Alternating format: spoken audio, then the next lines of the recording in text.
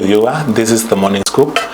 We're sorry we're a bit late, but here we are. We are going into a conversation with my guest.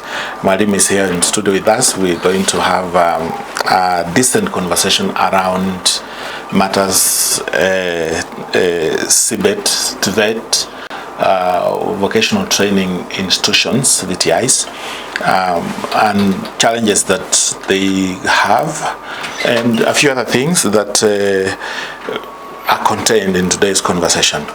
I'm so glad, and well, today's conversation also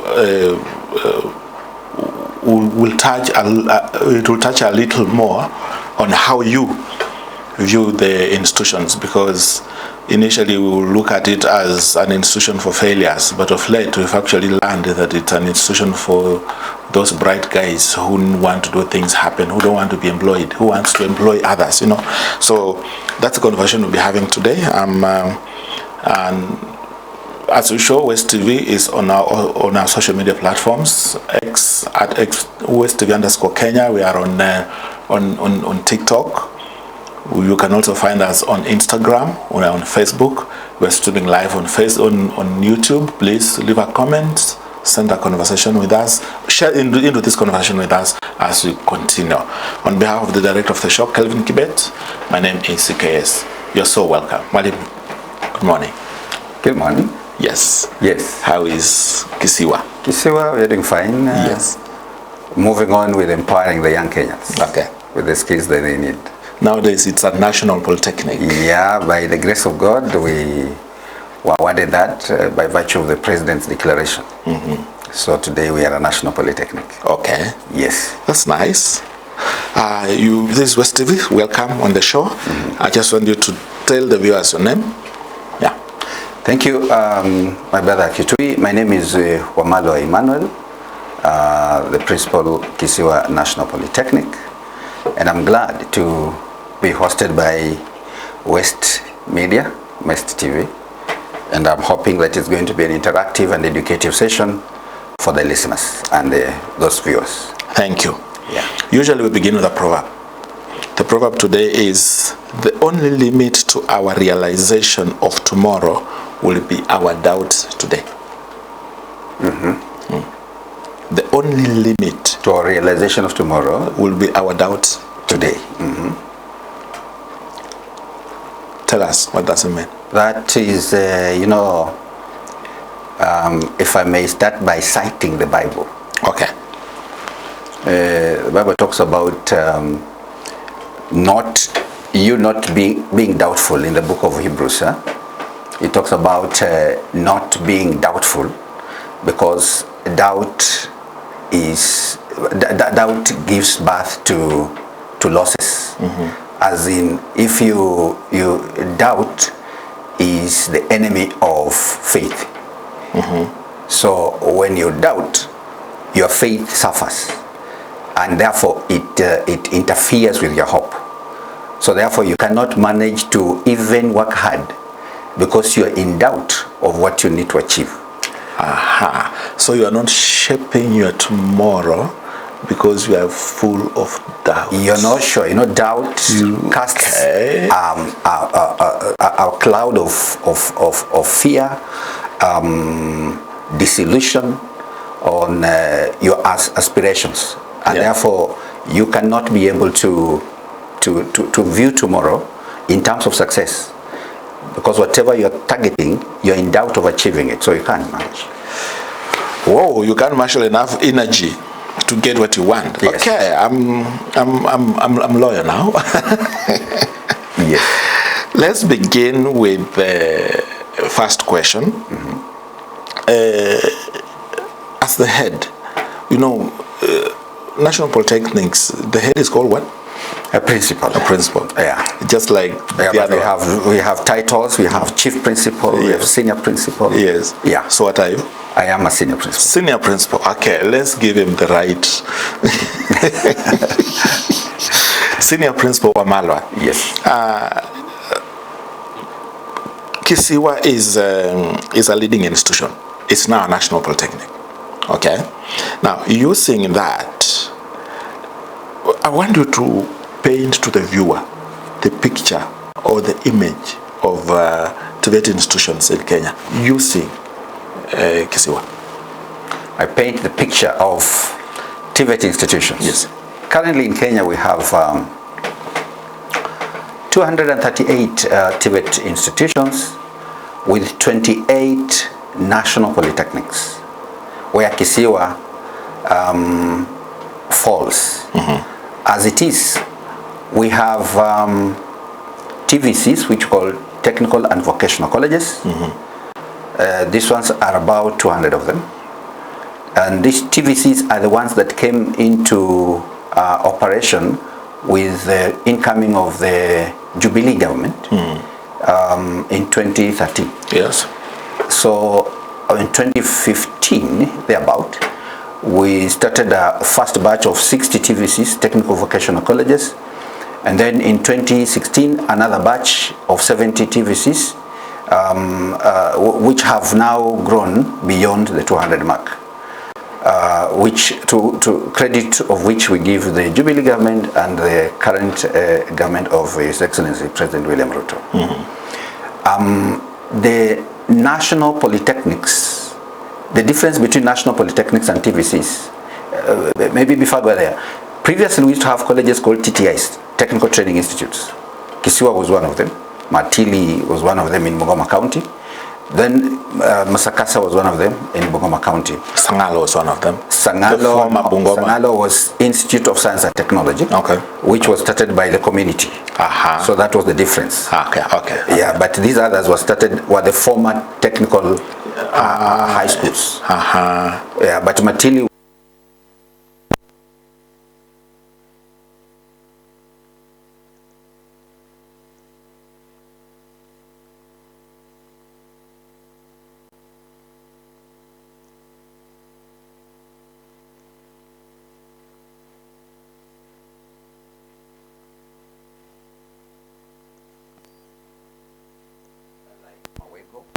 Like Thika, those ones.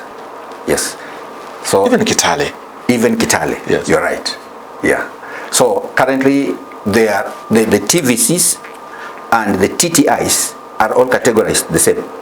The difference is that they are still branded as TTIs and TVCs. But all these colleges are supposed to be termed as TVCs, apart from the national polytechnics. Yes. What is the population in the TVET institutions as we speak? Currently, countrywide? Countrywide. We're about 650,000. Whoa. Yeah, we're heading towards 700,000 right now. That's huge numbers. Yes. Lots of skills there. Yes, we are now the source. I mean, actually the source of skilled manpower in this country, and it's not just in Kenya, but we have started exporting this manpower. Yes. Let's come to the region and now look at Matili, not Matili, KISIWA. Yes. KISIWA is tapping into the mandate, the major national mandate to deliver on its trainings, right? How much of it is it undertaking right now to deliver on the national mandate of the TVET institutions? Come again, how much of what? KISIWA's. How much of it? How much is KISIWA? Because for KISIWA to deliver, it has to plug into the national mandate of TVET yes. to deliver on the trainings, yes. to deliver the skilled manpower. Yes. So how much of it is KISIWA doing as we speak? I can say KISIWA is doing everything. As far as its mandate is concerned. Currently, we are training in various programs. It's our mandate as a national polytechnic to offer or provide technical and technological skills, as well as empowering the young people with the entrepreneurial skills that they require. To that extent, we're actually doing everything in terms of, when you look at our programs, academic programs that we are offering, we're offering programs that are fund-wide, cutting across technical skills like and technological skills, science as well. So technical skills, we have various courses like electrical engineering, let me say the building industry courses, which we have electrical, mechanical, plumbing, building technology, architecture.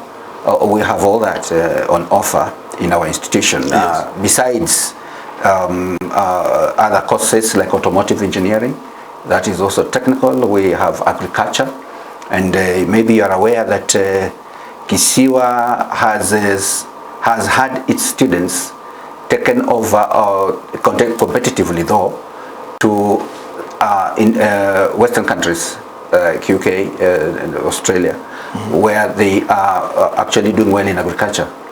The recruitments are done annually through a program called HOPS, and these students have been going there. Currently we have around 40 of them in the UK, and they're doing very well in that field. We also had, you remember the recent recruitment of students, of people in KISIWA, through our institution by the Ministry of Labour. All this is just pointing to what kind of programs that we are offering to speak into the national mandate of equipping the young Kenyan with the right skills, the knowledge that they require in order to fit into the Kenyan education system, and especially production system. Okay. Yes. You see, as a TTI, KISIWA had like 7 programs, 7 clusters or courses, which gave you various more programs that range to about 60 or something. What is now that it's a national polytechnic, has that expanded the courses and the programs, or how is it looking? We have actually it has moved away from the 7 programs, grown beyond that. We even have medical courses. Okay. Yeah, where we have medical lab. We're working on it in terms of even making it more suitable by equipping it more. We have nursing. Is that nursing? To a lower level. But nurse aides, what are they called? The specific name I'll give you before we continue far. But we have those health science programs. You had pharmaceutical. Yes, we have pharmacy. You had pharmacy. Yes. That was like the only one in this region. Up to now, it is the only one, but not the only one as a training institution because we have MTC. Yes. So we are there with the MTCs offering. Outside the MTCs. Outside the MTC, you are the only ones. Yes. Okay. We are the only ones, and then medical lab. Which we've been assessed equally by MLTTB. We want to operate in the space of health sciences as competitively as the MTCs are doing. Like now, we are in the business of equipping that sector very, very seriously. In fact, my vision is that KISIWA comes up with a health science wing, which has a block that is completely dedicated to that, in which we will have a clinic, so that our students, you see, we normally take our students around in all these health sciences. We have MOUs, 10 of them, with our hospitals around Bungoma County, where our students go. But I want to graduate that into a higher level, where we have our block dedicated to health science and fully equipped, where others can as well come there. Even MTC students can come there, not just our own, so that we offer a rich environment for our students, conducive enough for them to come out as competitive as any other student being trained in the same field. What I'll point at almost immediately is the space. You guys are on a very small space, but then that's politics for another day. The title today is hands-on hope. TVET institutions train people who come out with skills. Actually, the bulk of the training is skilling. Yes. Right? Yes. So this seems to secure the country's need for skilled labor. I would like you to I would like you to just, in brief, talk about the gap.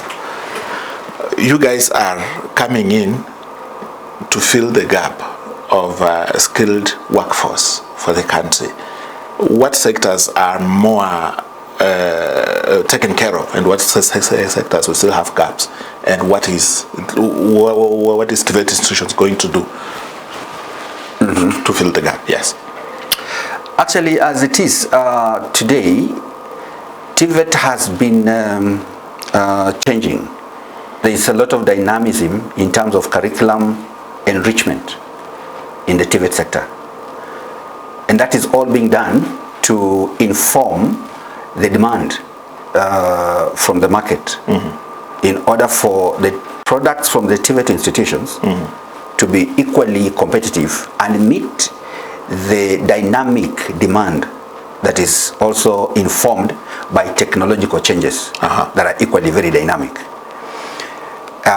For the TVET sector today in Kenya, you might be aware that recently the president, whom we know is a sharp thinker, came up with an idea, and that idea has so far, we are running with it under the guidance of our principal secretary and the cabinet secretary for education, where we are now having something called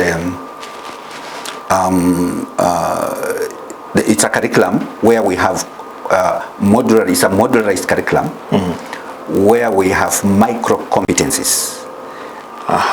Micro competencies, and at every level, like right now, all students joining TVET colleges countrywide, when they join first term, they prepare for the exam at the end of that term, a national exam.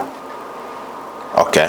The reason behind that is the students will be equipped by 90% practical skills and 10% theory skills. So that at the end of the one term, the student should be competitive enough in whichever field that is he or she is training, to go into the field and be able to be productive. The question the president asked is, what has a student doing clothing technology got to do in school for 3 years? And that question was enough to engineer the changes.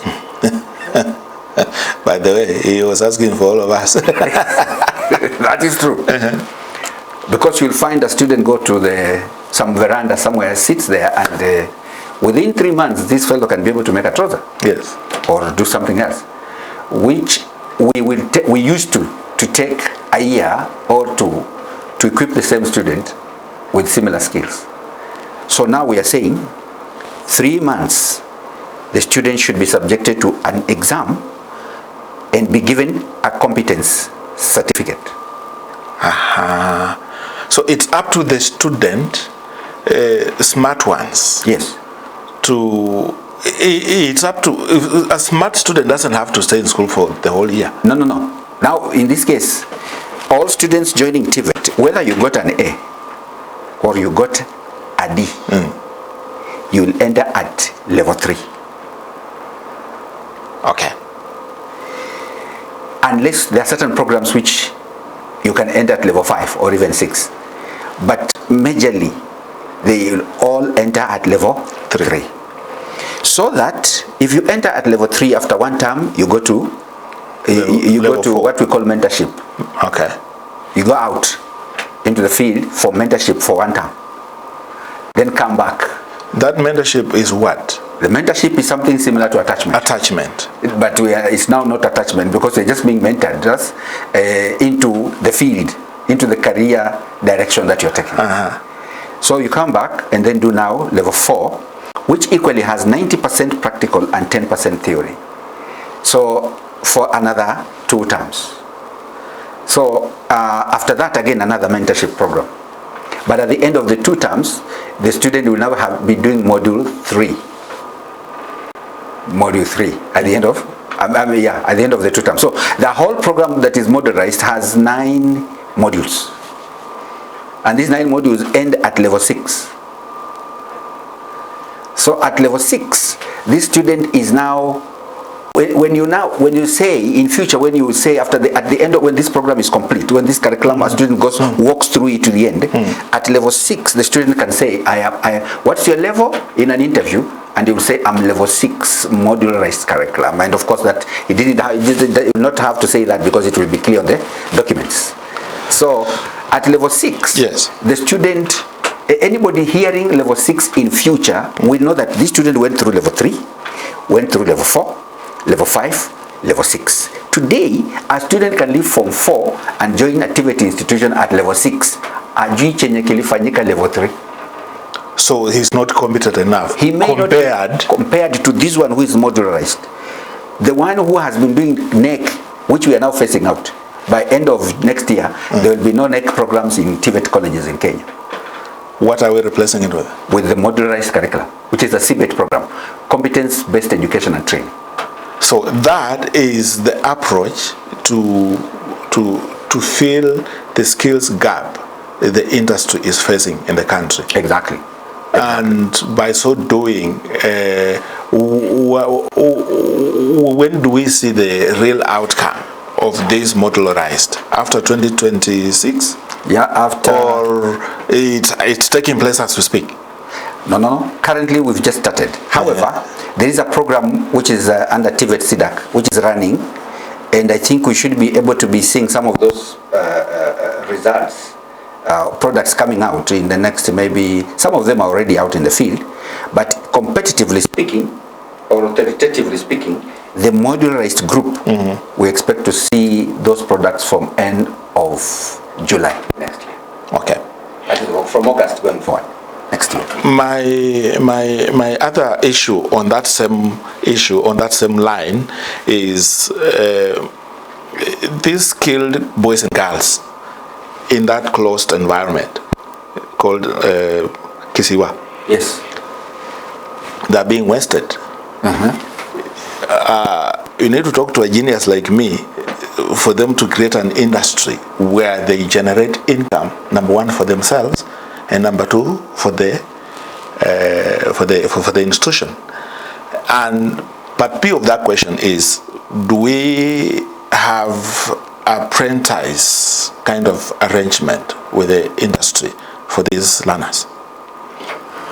Well, the mentorship program I talked about offers that kind of space for our students. Of course, we normally have attachment, but as at now, we've been operating with something called dual training, where we do 50% in college, 50% in the industry. So apprentice is taken care of. Yes. But then these guys are not earning. Yes, of course, they're not earning. Actually, they even pay the industry for the skills, because some industries go to that extent by saying, we're training you. So the same way you pay your college, you should also pay us for the skills we're giving you. That's okay, because they are in their space, so they need to pay the rent for that space. Yes. But I'm saying KISIWA is a pool where knowledge is best. Yes. Outside KISIWA is the consumer of that knowledge that is not consuming from KISIWA. They are coming to Bungoma, yes, to get the services which is supposed to be generated around KISIWA. Yes. My thinking is weird. Why don't we make an industry? You see, we are talking about industrialization. We're setting up industrial parks. Yes. Why don't we have an industrial park in KISIWA? Because you guys have how many courses? 20 courses. More. Those are different products. Why are we not having them on display around KISIWA? Well, what we do as an institution, when I talked about health science, that would be an industry. Yes. That's our projection. That would be an industry. Today we have I'm setting up a bakery. Okay. That's another industry. Okay. Where our students in F&B will be gaining from that. Very soon, I think in the next 1 month or so, you will be seeing a loaf of bread called Nice. Okay. And that Nice will be our KISIWA product. It will be clear down there. Where we're going to employ people and also offer support to our own students. On top of that, we are enhancing our farm for agriculture students, so that they do not have to go far away on matters dairy farming, on matters crop production, animal husbandry, things like that. We are enhancing our own farm. But you see, we cannot do that enough.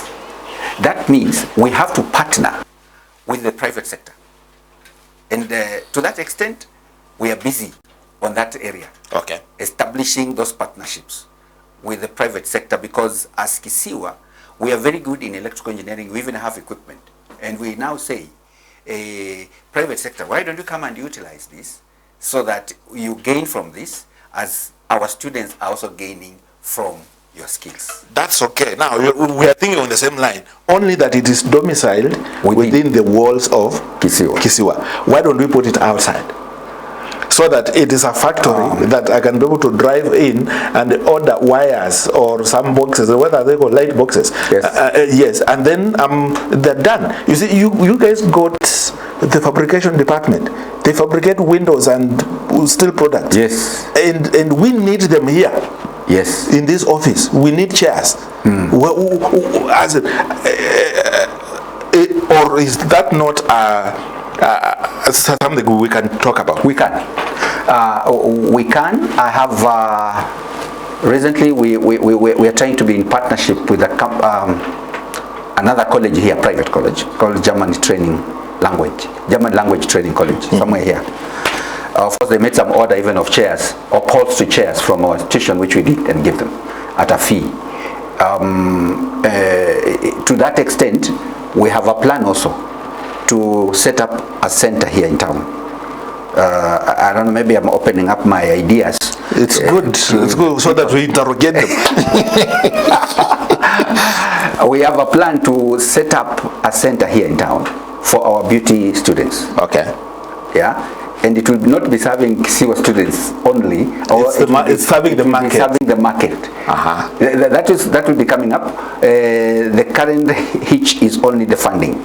Otherwise, once we are sorted with the issue of the funding, we will be setting up something that is for the public, where students will be learning from there, and I'll be bringing this closer to the people so that they can be able to access even the training faster here. The other thing, we have identified a place here in town, which I also don't want to preempt, where we want to set up something for the automotive department. Okay. And that will be based within the people.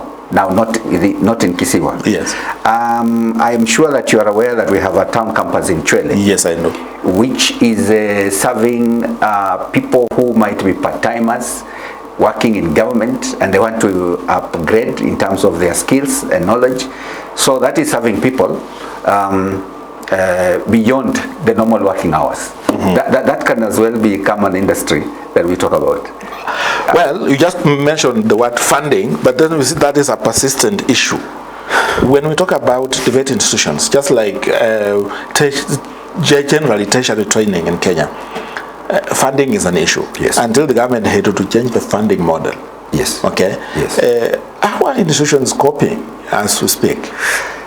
Yeah, you know, funding, I think, is not just affecting institutions of higher learning, like universities and TVETs, but I think it has gone down to even the basic education sector, where I'm seeing they're also crying. But you know, TVETs are innovative, because TVET is innovation in itself. So we have received guidance, and what we are trying to do is to go beyond reliance on government funding by introducing IGS, income generating activities. Yes. And you've heard me talk about the bakery. Yes. Actually, that is one of our initiatives towards that, enhancing our farm and making it more productive. That's another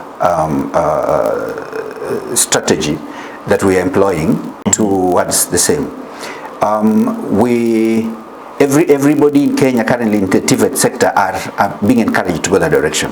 However, we're also happy and we appreciate what the government is doing. I've been watching them on TV, on Citizen TV this morning, discussing that issue of funding in the education sector, about help, capitation, and the allocations in the budget. So I think that it is upon us as the TVET principals to go beyond reliance on government funding. Yes. You see, it is no longer possible to sit there as a principal and wait for the government to give you money. You will sit, yes, because there's a little bit that will come. But you really need to also think outside the box and see what else can you do. So answering what else you can do is what will empower your resolve to cope with the issues or matters funding. Yeah, so, go on. But in the near future, parents might need to prepare for something more to pay in the near future. Because you see, like right now, parents are being asked to pay examination fees. As KISIWA, what we normally do, we ask parents to ensure that they pay for the exams of their students. All examination fees, they pay. But we try as much as possible not to bother the parents with the fees. We ask them, well, leta mwanafunzi, take care ya masonini, kulala kwake na kula kwake, na utengeneze pesa ya mtihani. That is it. The rest, tunawaambia lipa kidogo wakati mwanafunzi anaingia. But then there are areas that need more funding than others. Currently, the fees is standard across the board. Well, that is given, but then you on the ground, you are at the sharper end of the edge. Yes. So you know where, as in the rubber, where does the rubber meets the road. Yes, you are there. So you know this area. And in fact, we have everyone gets the same. But my funding, large of my funding goes here. True. Yeah. True. For example, we have the technical subjects, where the practical is very, very expensive. The modularized curriculum, which we are now implementing, yes, is terrible in terms of demand on capital, because these students are doing practicals from day one. Practicals from day one to the end. And those are resources that are spent. That is money. You buy things until you cannot buy anymore, because you don't have the money to do so. That's why I'm saying that IGS, yes, we should be able to generate our own resources which we need to use. Okay, wishful thinking, but it's a thinking anyway. Yes. Yeah. Let's talk about the equipment. You see, when you talk about practicals, and some equipments are good because they can be there for a while. Yeah, but then some equipments can be outdated. Good, yes. What is the experience of your institution, and what is the story within the institutions across? Besides the students becoming, the equipment becoming obsolete, they also get spoiled. They get worn out. So you need to replace them. The story in our institution is that we have equipment, but of course you'll find that some of them are fairly obsolete. But what we now do is you'd rather have the obsolete one and use it to train, and then take the student to the industry for practicals, for the practical on the current one, than have nothing, so that the student has nothing to train from or to train with. But like our institution, there is we have what we call team teaching. That's one. Two, exchange program between other institutions. Yes. Within ourselves. Yes. So we will have trainers who may not be very good on a particular equipment, but there's another one who is very good. So team teaching, huyu ambaye anajua vizuri, let him come in and assist this other one. So then the other one might assist in the other way. But for sharing of equipment, we can take our students to a college as far as Kakamega, ferry them there for a day. They study with that kind of equipment, then they come back. Because you see, the government has funded our institutions differently. KISIWA has electrical, we have Matili with the mechanical, we have Sangalo with agriculture, we have Sirisia with the food and beverage, Then we have, I think, we West, I think they have refrigeration. Then you go as far as Kakamega and see what they have, then you exchange. So the students can exchange by learning from different institutions. Even during exams, you can have your student go sit the exam from a sister institution. Okay. Yes. I think for this year, for instance, I'm having 2 institutions, which I'm not going to mention, coming to KISIWA for the July exam, for institutions from within Bungoma. So I'll be having around 100 students or more, slightly more, that are coming to sit the exams for KISIWA. Wow. Yeah. There are courses like food and beverage. Food and beverage has a lot of practicals. Unajua, it's just food. They cook. Yes. And people eat. So you might have people to buy that food or not, but you've already spent. So and equipment is high. I mean, it's high end. It's quite costly. But we like food and beverage, we are trying to equip. And I'm happy that when I equip the bakery, the same bakery can serve my students in food and beverage, because the equipment there are the same. Some of the equipment there are the ones they need in the department. Then when you go to this, you talked about agriculture students, which has never answered my question for a very long time. Agricultural sector, we are in agricultural sector. This region, Yes. Western, is agricultural market. We do everything in the farm. But we've never had optimal returns from these farms. Has there been a conversation around you guys trying to increase yield? For example, if your students did maize in an acre, how many bags are they going to harvest? Or that is not for you? You only teach them to plant, but you don't know how they plant it. The tilling of this land, the tractor is supposed to till this land. A certain measurement has to be put in place, right? Yeah. A certain gauge has to be applied, right? How different is it? And do you need an outside farm, like coming to my farm outside the institution, so that you demonstrate there for people to see? Or once they do it within the school farm and they pass exams, hallelujah, they go to Sweden for 2 years and they come back with dollars? No. It's one of the things that I'm introducing at KISIWA, and I've had discussions with some of the stakeholders on the same, is coming up with a dairy unit that will be a demonstration center for dairy farmers. Okay. And that is already in the progress. I think so far we are disposing the animals that we have there in order to upgrade. And I think I've brought in the first pedigree animal, which is to the standard that I want. Okay. And I think as we move forward, that is going to be a demonstration unit for dairy farmers, not just within Kabuchai, but within Bungoma County. Okay. Anybody should be able to hear that and come there to learn. We will be offering such kind of programs, including for crop production.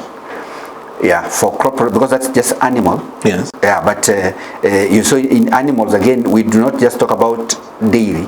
We also trying to go beyond the dairy into pig farming and poultry.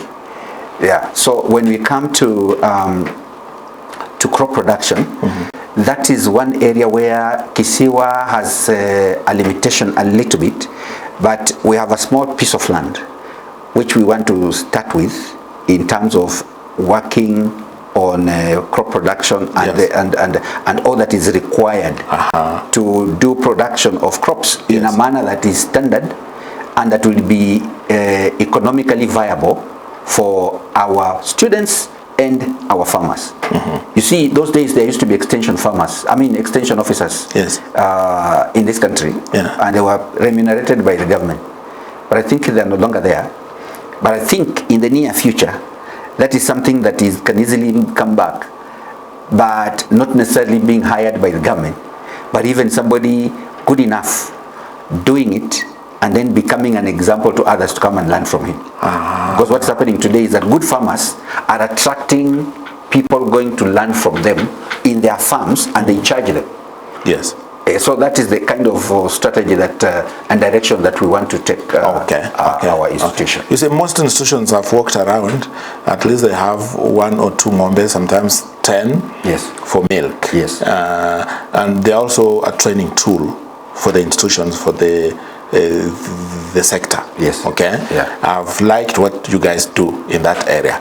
But what I've not known why is that you guys have not invested in the production of hay, because these animals need to eat, and they need to eat healthy. So why is it that all institutions, I've walked into a number of them, you don't put much emphasis on the hay production? Good. Yeah, hay, silage and all that. Yes. Yeah, for KISIWA we are currently doing silage production. Okay. For the dairy farm that we are setting up or upgrading. It's there, but we are improving it. The limitation with most of our colleges is the land. You'll find that most of us have very limited land. Like KISIWA has 23 acres. Yeah. And it's a national polytechnic. We need 50 minimum. Good. So we are in the process of acquiring more land, and once that is done, of course we shall be able to go to that extent. However, an institution exists so that the community benefits. So when the community sees the gap, they should run in to fill the gaps by planting hay, so that they sell to the institution. The institution, okay. Just like the directive that institutions should not construct hostels, so that the community constructs hostels to benefit from the institution. So the college and the community exist, and there will be a symbiotic relationship where the community is supposed to benefit more in terms of finance or economically by the college being there, so that they can plant hay, they can even do silage, and then they sell to the institution. You see, the problem is not that. The problem is the research that goes into it. Yes. Because when the research go into it, then the quality is better, and even quantities will matter. True. Yeah. You're very right. I agree. That's a very good positive thinking in terms of the additions, the value addition that the college can do. Yes. In order to impact the market in another way. Yes. Yeah. So I agree with you. For example, where we are now, we have just introduced a new breed of Napier grass, which I've now planted. And I'm sure that once that is at the right size, we might be able to release that into the community, so that they remove the Napier that they are having. Okay. So that they plant this Napier that is high yielding, very, very good quality, and it will help the community, especially those who are doing dairy farming. I've seen a number of dairy farmers there. They can be able to borrow from us. Another element which is not actually a KISIWA issue, but it's a community issue. Yes. Soil erosion. Yes. What are you guys doing about that? Yeah, you know, the mechanisms for soil erosion are clear, and currently we are very busy with afforestation. Recently we did distribute more than 14,000 trees to the community, and what we have said is that we want to monitor whosoever we have given. We were taking down their numbers, so we want to monitor and see how they are working with the trees. So they're given the tree seedlings, and they instructed or guided on how to ensure that these trees do not die. Okay. Yeah, we make a follow-up. We have an issue of low enrollment. Usually, before they became TVET institutions we know today, and the hype that went into it to excite the numbers, despite that, we still have feelings that I don't want to take my kid to an TVET institution. I want my kid to go to university. Yeah, I want that degree, first degree. That narrative is still out there, very popular among parents. What are you guys doing to change the narratives, to make us get excited with enrolling ourselves and even our kids in TVET institutions? That will address the issue of low enrollment. Yeah, the first thing I must say is that if you compare generally success stories about graduates from universities and TVETs, then you might find that a number of those who are very successful, in fact, some of them or more of them are employing the university graduates, are the TVET graduates. They have even hired university graduates. I know of several examples, who may not be necessarily products of KISIWA, but at least they're TVET products, whom I can attest that they came out with their skills and took the initiative of setting up their own businesses, and they are doing very well. So today,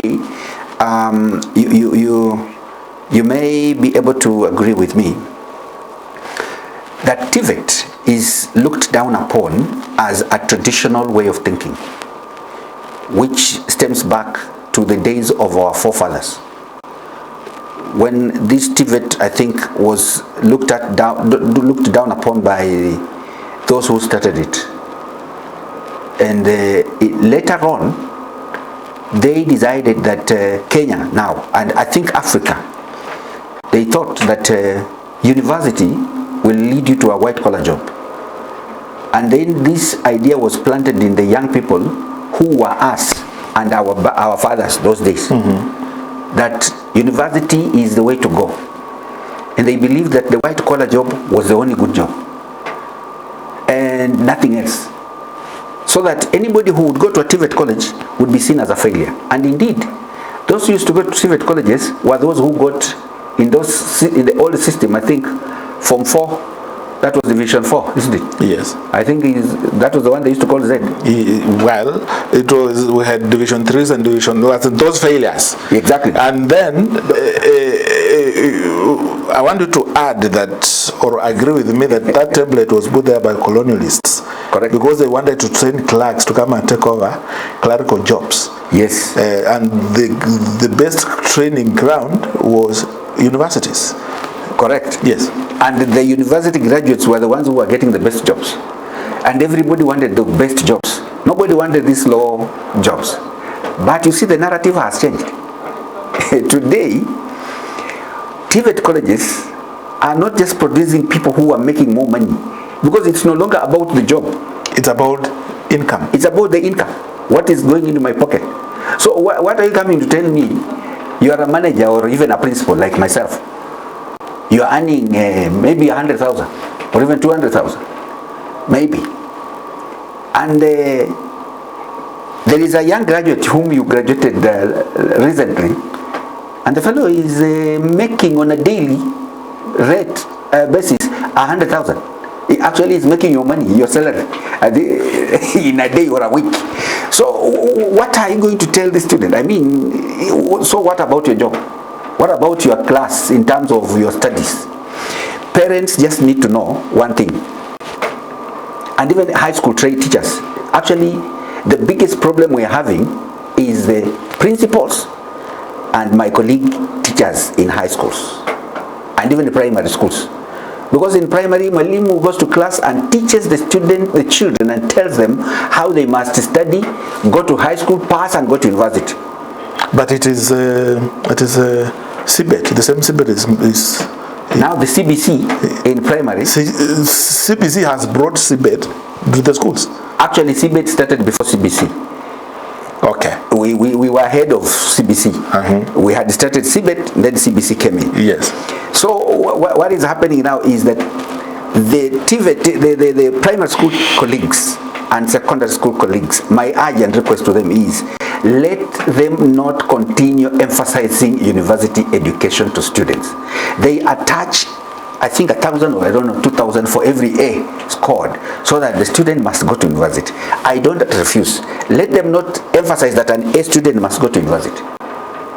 Because you also need them in the vet institution. Exactly. You need those scientists to the vet institution. Yes, we have applied science at KISIWA. We have the medical lab. I mean the health science programs at KISIWA. Yes. So I mean, and I believe, and I know, not just believing, I know that our training is more hands-on than the training in the university. I am a university graduate, From high school, I passed very well and went direct to university.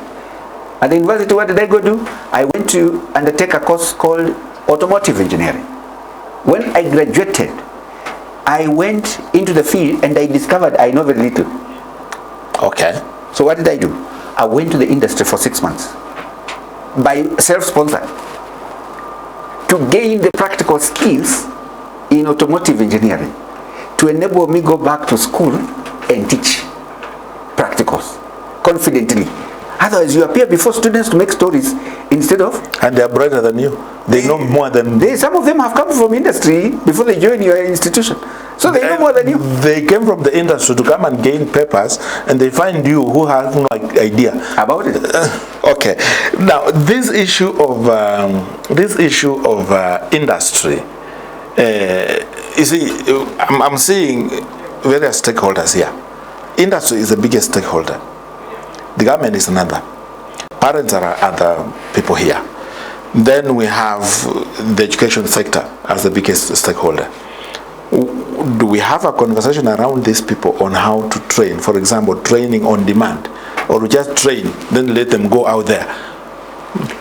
Well, yeah. Are you aiming at job creation for our TVET graduates? No, not that. Because if we want, for example, KISIWA today, you're setting up a lab. You need health sciences teachers, okay? Yeah. So you'll have to go to the market to look to the job market to find those graduates already. Oh yeah. Who are already done it. Who can be able to deliver. Yes.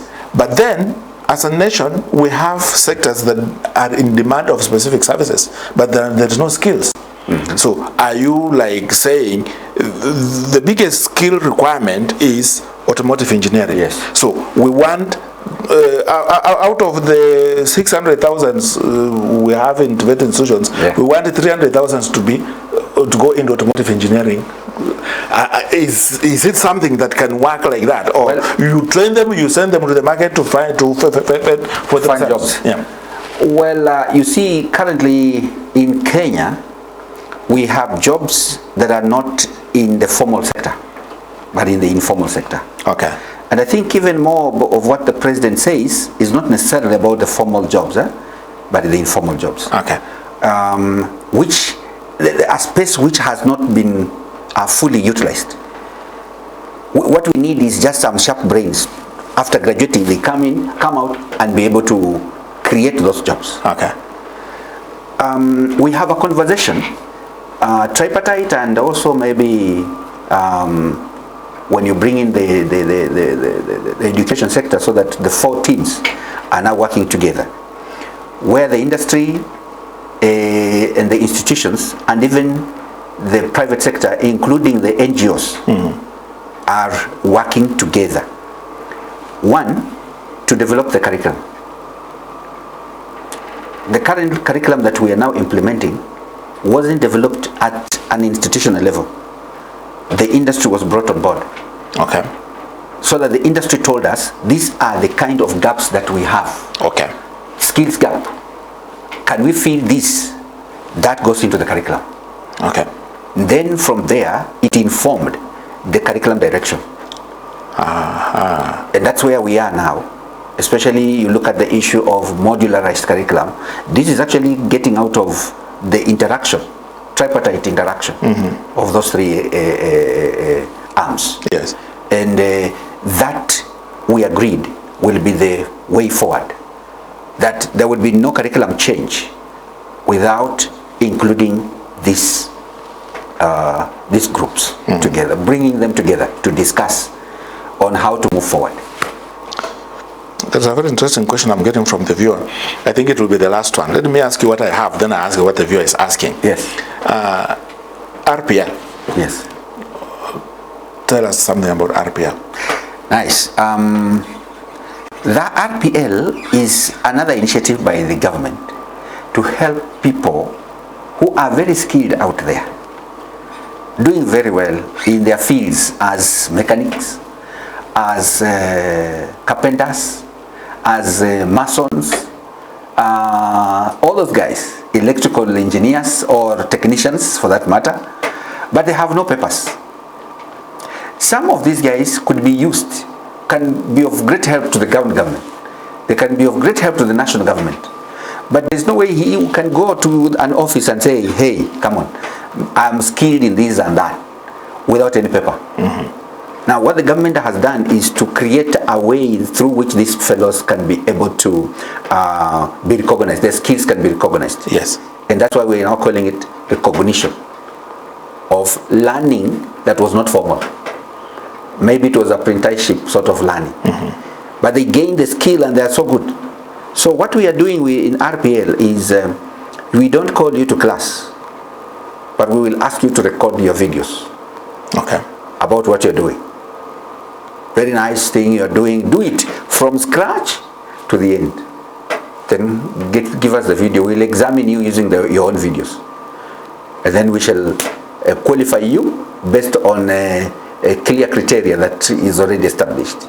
Then you are awarded a certificate which will be called recognition of prior learning. So you're doing that at KISIWA today? KISIWA, yes, we are doing that. The question from my viewer is this.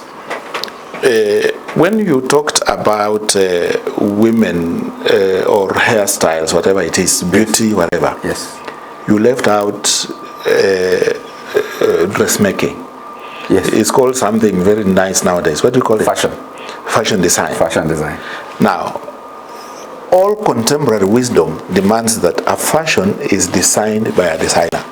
Yes. But you guys have teachers who teach fashion design. They're not designers. They're just teachers who teach design.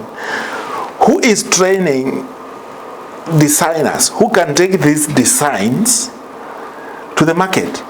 For example, if we were in the West, we could be having fashion designs or fashion shows every month, and the bulk of the contribution should have been to institutions.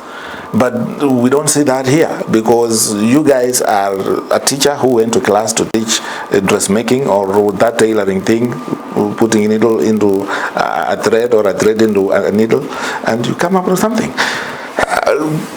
Can I get your feelings for the benefit of the viewer about these designers? Of course, the teacher who is teaching dressmaking is not a designer. This is just a teacher. But we have designers who can design clothes. Thank you, brother. I like the question by that viewer. By the way, it's a very nice one. Maybe there's one thing the viewer may not know, but as I respond to his or her question, I want to maybe enlighten him. Is it him or her? It's a her, actually. Okay, I want to enlighten her a little. The program that we teach called fashion design has a subject called pattern drafting. Okay. Pattern drafting is actually how you come up with a design. It's actually a design sort of program, subject. So the students are taught how to draw a dress and how to come up with a design. But you can't come up with a design without learning existing designs. So you are taught how to come up with that design that is already on the fashion. And then from there, if you're a sharp thinker, you see, just like vehicles.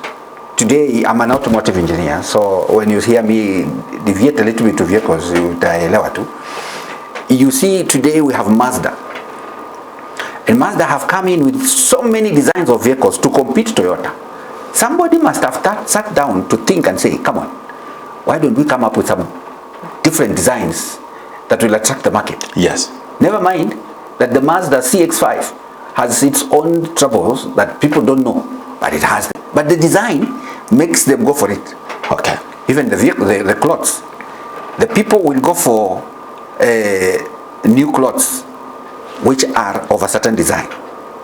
But our students are trained on how to work on existing designs. So from there, the student can think and say, come on. It is up to the student. Sharper student. You're taught, yes, this is the design. While you're being taught, the trainer can only tell you, this is how you come up with a design. All right? Now the student, you see, the person who decided that the jeans should be torn, to be put some holes on it, and that will become a design. what did this person think? I mean, you see, there's a person who sat down and decided that women should wear bareback top sort of dresses. Yes. Where you walk with the back open, complete. Yes. You see, so there are crazy ways of coming up with a design. And it's now upon the student to think crazily and come up with a design. So there is no motivation on the side of the institution to create this competition of designing. It's a good idea that I think I can take it up, and that's an idea that we listen to from the industry. And actually that one is something nice, worth discussing, and probably even that viewer, if she's willing, bring her on board. Let's have a conversation even after this, because there was a time. Yes. There was a time this same lady, together with some professors, was talking to elders from the Western Kenya, trying to come up with a Luya design, and it went under just as it started from under. Now, that kind of, you see, this must be I like that one. A passionate person who's looking at the region as a market for these new trends that can be able to power economy. The Luya design. The Luya design. Like just the idea. Of course, now that expands my mind. It will not end at the Luya design. It can be a design for all other communities. But then it's branded Luya. Luya. The Luya one will be specifically for Luya, looking at our culture. Yeah, looking at our culture, and the culture of the Luyas again is diverse. You know, it's really diverse. So it gives room for creativity. Yes, I like the idea, by the way. It's a beautiful idea, and I think I don't mind embracing it. So Fungula Gumi, this height. Our time is up. I think I want to give you time to just say your final word before you close. Thank you. Thank you, my brother Kitui, for first of all inviting me here and having a session with the viewers. I must say that TVET is the way to go. The president said that TVET is the master key. Indeed, it's a master key to all, to most of our problems, especially economic problems in this country. And I would like to urge our parents and those who have, all our viewers, to actually carry this message out to our people, that let us embrace TVET, and I welcome you all to KISIWA National Polytechnic, where we are taking the institution to the next level in terms of empowering our young people with the skills and the knowledge that they require.